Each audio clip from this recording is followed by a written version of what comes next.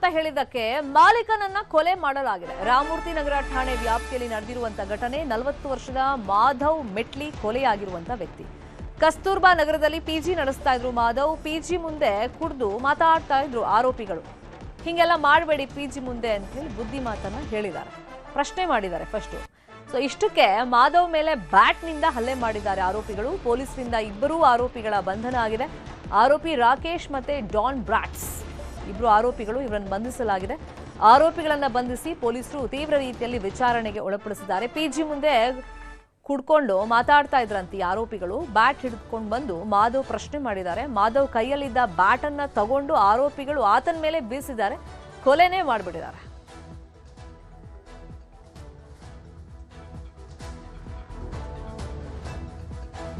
PG ಮುಂದೆ ಕುಡಿಬೇಡಿ ಅಂತ ಹೇಳಿದ್ದಕ್ಕೆ ಈ 2 ಆರೋಪಿಗಳು ಸೇರ್ಕೊಂಡು ಪಿಜಿ ಓನರ್ ಅನ್ನೇ ಮರ್ಡರ್ ಮಾಡಿಬಿಟ್ಟಿದ್ದಾರೆ. ರಾಮಮೂರ್ತಿ ನಗರ ಠಾಣಾ ವ್ಯಾಪ್ತಿಯಲ್ಲಿ ನಡೆದಿರುವಂತಹ ಘಟನೆ. 40 ವರ್ಷದ ಮಾಧವ್ ಮೆಟ್ಲಿ ಕೊಲೆಯಾಗಿರುವಂತಹ ವ್ಯಕ್ತಿ. ಅಂದ್ರೆ ಬುದ್ಧಿ ಮಾತನ್ನು ಹೇಳಿದ್ದಾರೆ, ಪ್ರಶ್ನೆ ಮಾಡಿದ್ದಾರೆ. ಇಲ್ಲೆಲ್ಲ ಹಿಂಗ್ ಬಂದು ಕುಡಿಬೇಡಿ, ಕುತ್ಕೊಂಡು ಮಾತಾಡಬೇಡಿ ಅಂತ ಹೇಳಿದ್ದಾರೆ. ಪಿಜಿ ಮುಂದೆ ಬ್ಯಾಟ್ ಹಿಡ್ಕೊಂಡ್ಬಂದು ಹೇಳಿದಾರಂತೆ ಮಾಧವ್ ಮೆಟ್ಲಿ. ಇದರಿಂದ ರೊಚ್ಚಿಗೆದ್ದಂತ 2 ಆರೋಪಿಗಳು ಅದೇ ಬ್ಯಾಟ್ನಿಂದ ಆ ಪಿಜಿ ಓನರ್ ಅನ್ನ ಕೊಂದು ಹಾಕಿದ್ದಾರೆ. ಇದೇ ವಿಚಾರವಾಗಿ ಇನ್ನಷ್ಟು ಡೀಟೇಲ್ ಆಗಿ ಇನ್ಫಾರ್ಮೇಶನ್ ಕೊಡ್ತಾ ಹೋಗೋದಕ್ಕೆ ಫೋನ್ ಸಂಪರ್ಕದಲ್ಲಿ ಕನೆಕ್ಟ್ ಆಗಿದ್ದಾರೆ ನಮ್ಮ ರಿಪೋರ್ಟರ್ ಮಾದೇಶ್. ಪಿಜಿ ಹತ್ರ ಹಿಂಗ್ ಮಾಡಬೇಡಿ ಅಂತ ಹೇಳಿದ್ದಕ್ಕೆ ಅದೊಂದೇ ಕಾರಣನ ಈ ರೀತಿ ಮಾಧವ್ ಮೆಟ್ಲಿಯನ್ನ ಪಿಜಿ ಓನರ್ ಅನ್ನ ಕೊಲೆ ಮಾಡೋದಕ್ಕೆ? ಮತ್ತೆ ರಿಪೀಟೆಡ್ಲಿ ಇವ್ರು ಇದೇ ತರ ಮಾಡ್ತಿದ್ರಂತ, ಪ್ರತಿ ಸತಿ ಬರೋದು, ಪಿಜಿ ಮುಂದೆ ಕುಡಿಯೋದು, ಮಾತಾಡೋದು?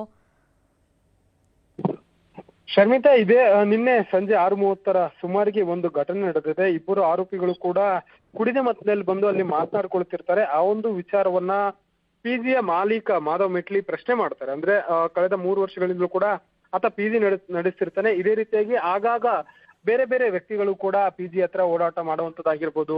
ಅಲ್ಲಿ ಖಾಲಿ ಜಾಗ ಒಂದಿದೆ, ಆ ಒಂದು ಖಾಲಿ ಜಾಗದ ಹತ್ರ ಕುತ್ಕೊಳ್ಳೋದು, ನಿಂತ್ಕೊಳ್ಳೋದು, ಮಾತಾಡೋದು ಅಂತ ಮಾಡ್ತಾರೆ. ಪಕ್ಕದಲ್ಲಿ ಒಂದು ಬಾರ್ ಕೂಡ ಇದೆ.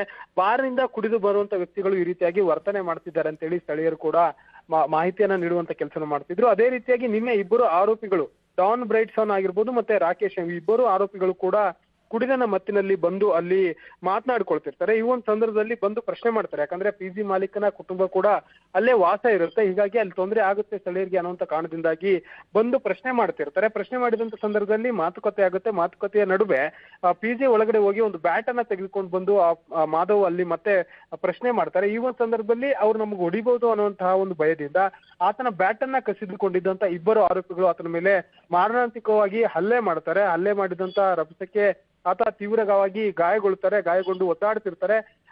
ಆರೋಪಿಗಳು ಆತನ ಮೇಲೆ ಹಲ್ಲೆ ಮಾಡಿ ಎಸ್ಕೇಪ್ ಆಗಿರ್ತಾರೆ.